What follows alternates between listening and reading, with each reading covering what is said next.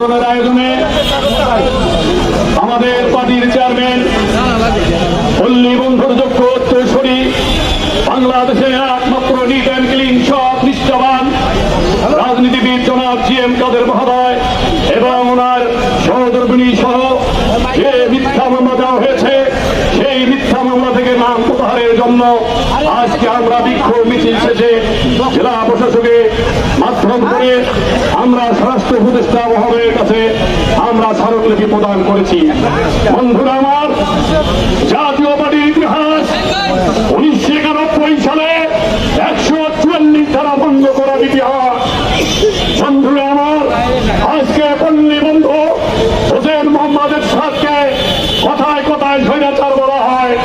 আইন উপদেষ্টা বলেছে হোসেন মোহাম্মদের সাথ 9 বছরে 26 জন থেকে 40 জন লোক 9 বছরে মারা যায় না। এই বন্ধুরা আমার, আসিফ সাহেব উনি আইন বিশেষজ্ঞ আইন উপদেষ্টা বলেছে এই ফ্যাসিস্ট সরকার 1000 আমাদের ছাত্র জনতা কৃষক শ্রমিক শহীদ হওয়ার বিনিময়ে আজকে আমরা এই 24-এর বিপ্লবে নতুন বাংলাদেশ আমরা পেয়েছি। বন্ধুরা আমার, এই আন্দোলনে রংপুরে আমরা যে ভূমিকা রেখেছিলাম, যেদিন বীরশ্রেষ্ঠ শহীদ হত্যা হয় সেদিন আমরা আমাদের জাতীয় পার্টির চেয়ারম্যান মোস্তফা ভাইয়ের নেতৃত্বে আমাদের ছাত্র সমাজ, আমাদের যুব সমাজে, আমাদের স্বেচ্ছাসেবক, আমার শ্রমিক পার্টি, আমার অঙ্গ সহযোগী সংগঠন সহ সবাই সেদিন আমরা বিক্ষোভ মিছিলে অংশগ্রহণ করেছিলাম। তার বিনিময়ে রংপুরে বিভিন্ন জায়গায় ভাঙচুর হয়েছে। এই স্বৈরাচারী ফ্যাসিস্ট সরকার আমাদের জাতীয় পার্টির প্রায় শতাধিক নেতা কর্মীর নামে মামলা দিয়েছিল এবং আমাদের ছাত্র সমাজের বসিম আরিফ সহ ইউসুফ সাহেব সহ আরো অনেকে গ্রেফতার হয়েছিল। এই জাতীয় পার্টির রক্ত কখনো বৃথা যায় নাই, আগামীতেও যাবে না।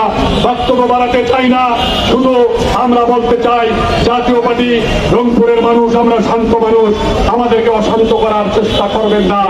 আমরা অন্তর্বর্তীকালীন সরকারকে অনুরোধ সহ আহ্বান জানাবো, আপনারা দেশ পরিচালনা করেন, সময় মতো যতটুকু সময় লাগে আপনারা গ্রহণ করে আপনারা অন্তর্বর্তীকালীন সরকার হয়ে আগামী নির্বাচন দিবেন। কিন্তু জাতীয় পার্টিকে নিয়ে, জিএম কাদেরকে নিয়ে, মোস্তফাকে নিয়ে, রংপুরের জাতীয় পার্টি, সারা বাংলাদেশের জাতীয় পার্টিকে নিয়ে যদি কোনো ষড়যন্ত্র হয়, আগামীতে আমরা সবাইকে নিয়ে রংপুর অচল করে দেব। বন্ধুরা আমার,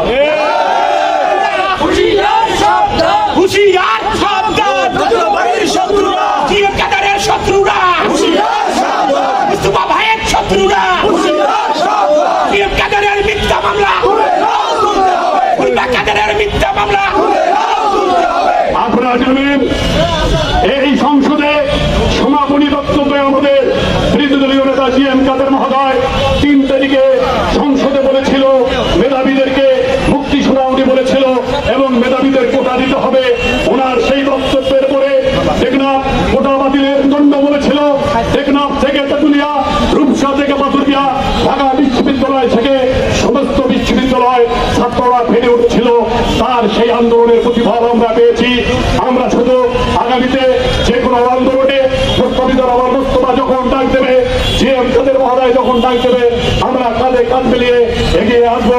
এই প্রত্যাশা রেখে সকলের সুস্বাস্থ্য কামনা করে, সর্বোপরি জিএম কাদের মহোদয়ের সুস্বাস্থ্য, ওনার সহযোগীর সুস্বাস্থ্য এবং আপনাদের সকলের সুস্বাস্থ্য কামনা করে, মোস্তফার দীর্ঘায়ু কামনা করে, জিএম কাদের দীর্ঘায়ু কামনা করে আমার কথা শেষ করছি। ধন্যবাদ সবাইকে।